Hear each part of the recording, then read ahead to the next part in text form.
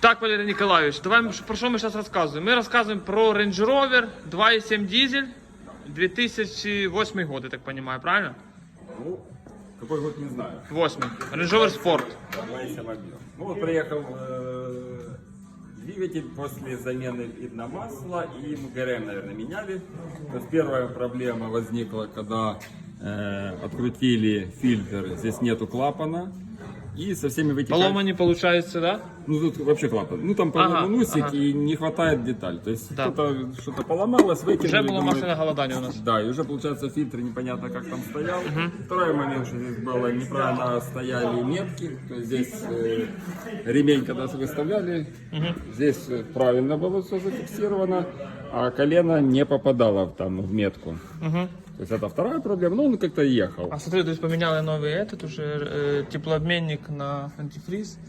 Ну, Медленный. это на топливо, да. Да, То да, есть, да. И вот получается, что из-за вот этого, что не было масляного давления, вот и проблемы коленвала. А что с коленвалом случилось? То есть коленвал погрызла шатун, корень. И когда уже внимательно начал его рассматривать, ну, и в интернете очень много случаев описывают, что колено у них слабое место. То есть щечка очень тоненькая здесь, вот так покажи сбоку. Реально да тонко. Да.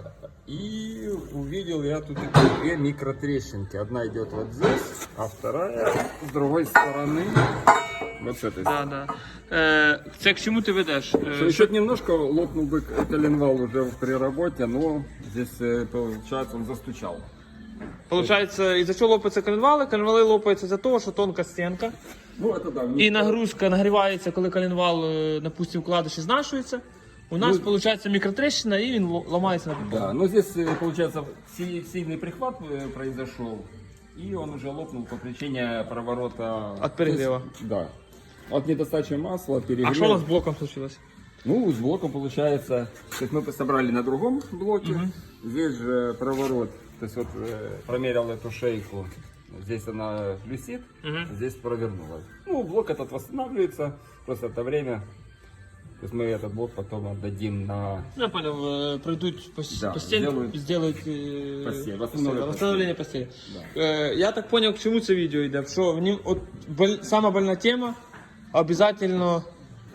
Ну, больная тема это замена вообще вовремя ГРМ, потому что если здесь получается ремень, и при ремня, конечно, сразу же гнет клапана. Да, а от іменно, щоб внимание люди обратили на що? На фільтр, щоб фільтр до кінця защелкувався і ні в коем случае, якщо, наприклад, піднімаєш ту кришку, фільтр должен статися на кришці, он, правильно? Да, он остался там. Ну, все. Це BMW у нас така ситуація вже була. Был и Audi. І Audi, да. Да. А, Audi, да, 3 літр TFSI, то ж саме було. Да. От, бачиш, нюансів куча. То есть, Ну, мотор, чесно скажи, говно. нет, чугунный блок.